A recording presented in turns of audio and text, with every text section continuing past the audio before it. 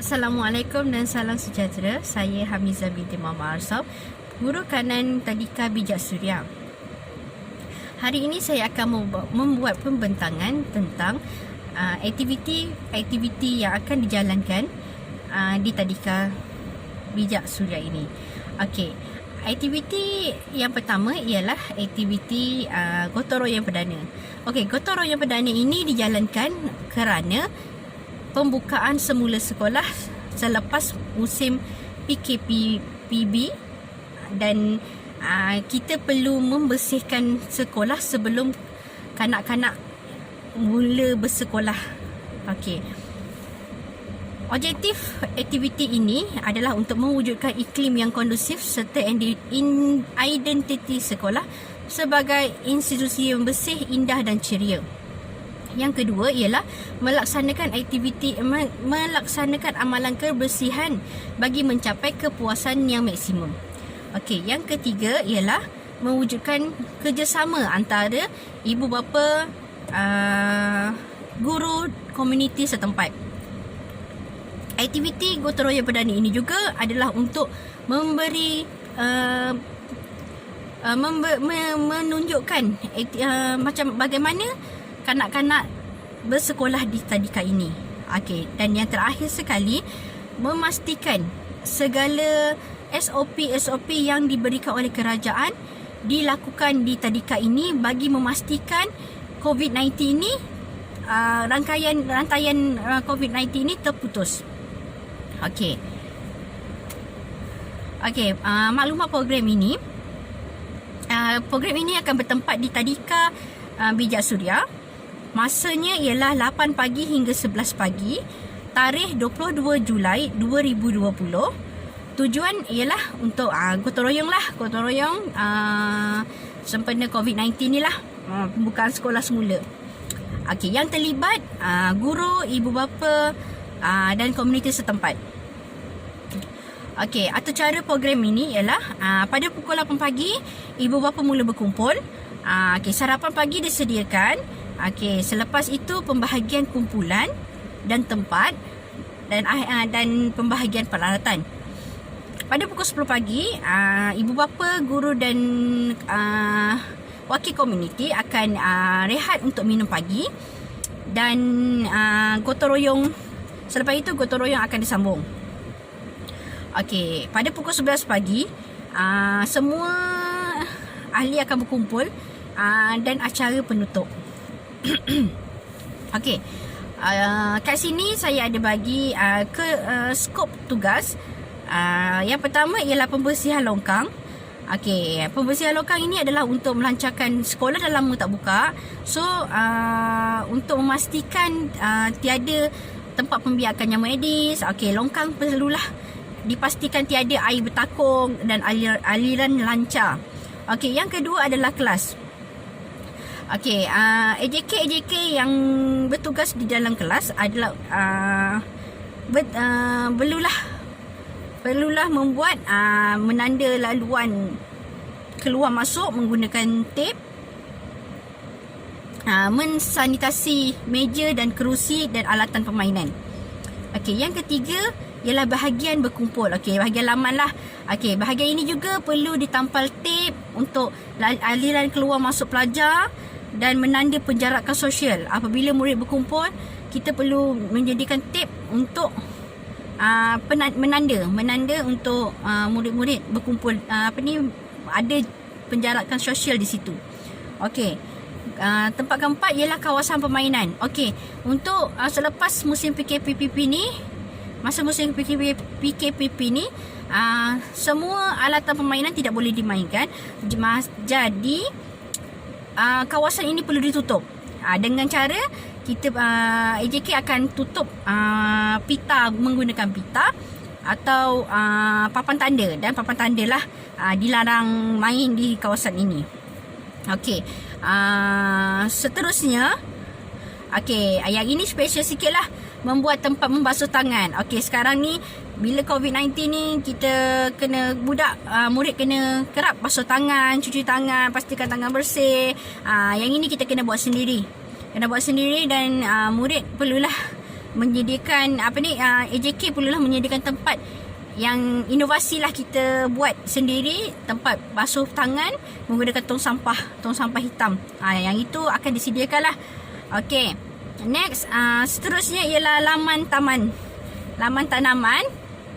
Okey, laman tanaman ni kita dah cuti berapa bulan. So pokok-pokok banyak dah mati. Pokok-pokoknya dah layu, dah tak cantik. Okey, kawasan ni kita kena buang semua pokok-pokok yang dah layu. Jadi pastikan tiada tempat-tempat pembiakan Aedes. Okey. Sumber kewangan. Okey, di sini sumber kewangan yang kita dapat ialah sumbangan keluarga setiap satu ahli murid. Okey, setiap seorang murid kita akan kutip RM10. Okey, sumbangan guru, setiap guru kita akan kutip RM100 seorang guru.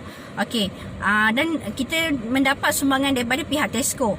Okey, sumbangan keluarga ni RM10 kali 50 orang murid dapat RM500. Okey, sumbangan guru ni RM100 kali 10 orang murid 10 orang guru dapatlah RM1,000.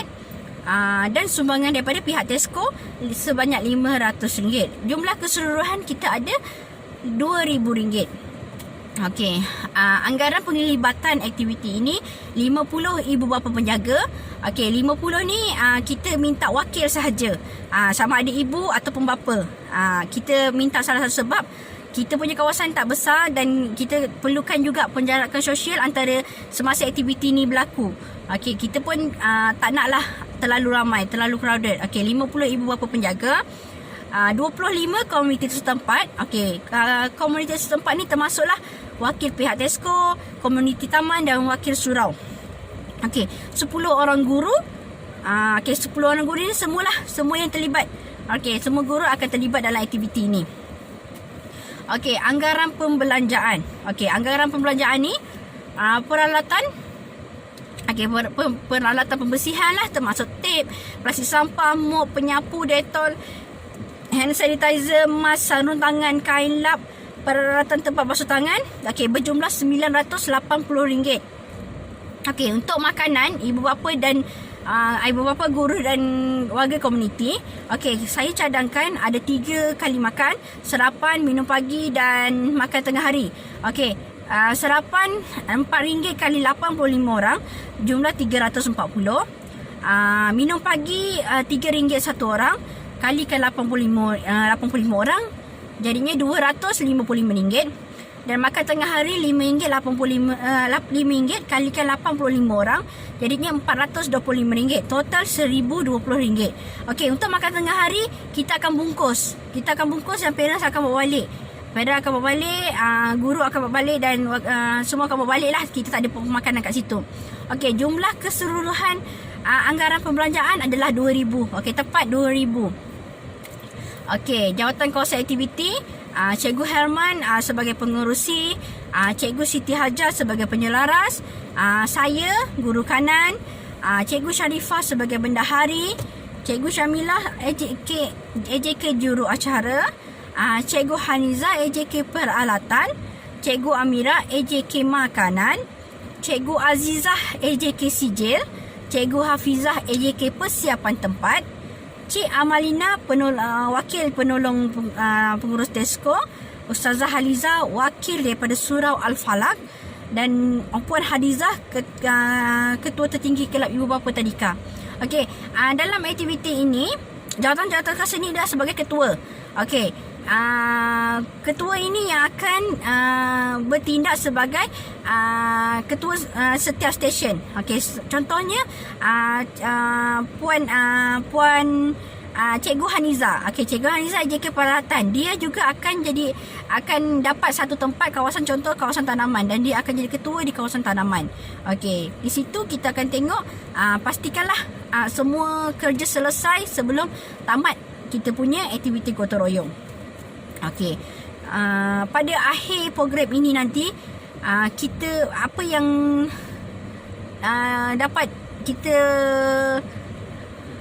dapat daripada aktiviti gotong royong perdana ini, saya berharap semua aktiviti dapat memberikan kerjasama yang erat untuk menjayakan aktiviti ini.